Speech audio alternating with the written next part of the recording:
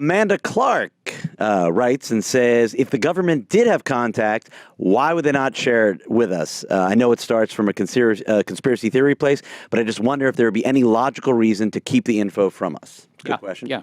Is the government hiding? Go ahead, Ben, tell me. I mean, if you can. I mean, maybe I'm not clear to hear this. Are they listening? I don't know. Yeah. Look, I mean, this is a perfect question, and you know, I've pointed this out to people before. You know, I've asked people like, why exactly? You know, for the conspiracy theorist, why is it that you think that people the government would make all this, and not just one government, of course. We're talking an international consortium spanning many administrations and countries and decades to all suppress this evidence. And it just doesn't make sense. And people say, well, you know, it's because, you know, if people really thought that aliens were contacting us, then, you know, then there'd be mass panic.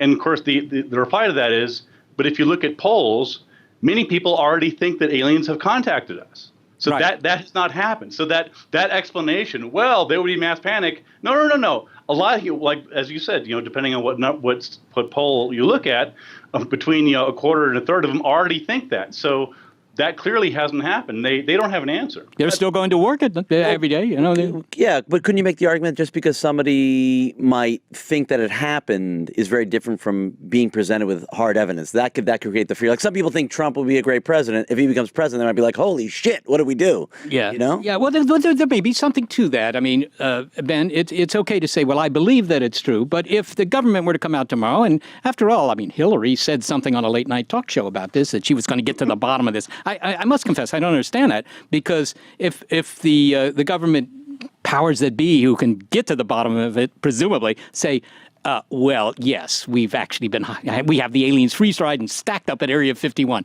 If they say that, you know, everybody would go nonlinear. But if they say, no, we don't have any evidence of alien visitation, everybody would say, they're lying to us. So I don't see how it solves anything. But suppose if they did do it, I mean, do you think that people would be rioting in the streets? We're not going to work today. We're going to riot in the streets because they've got aliens.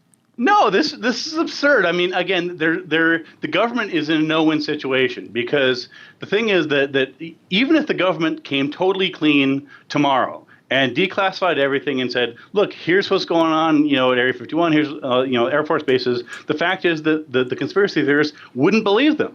They would assume there's another layer of the cover-up. So, and this is inherent, of course, in conspiracy theory thinking, is that there's no way to disprove it, because anything you offer them as counter evidence is taken as part of the conspiracy. Yeah, so, you're part of the cover-up, Ben. Yeah, there's no way to argue with these people, because, you know, it's like, well, anything you say. So, you know, so again, that's one of the problems, is that, you know, when from the government point of view, no matter what they say, people aren't going to believe it. So, you know, let them wonder what's at Area 51. Who cares?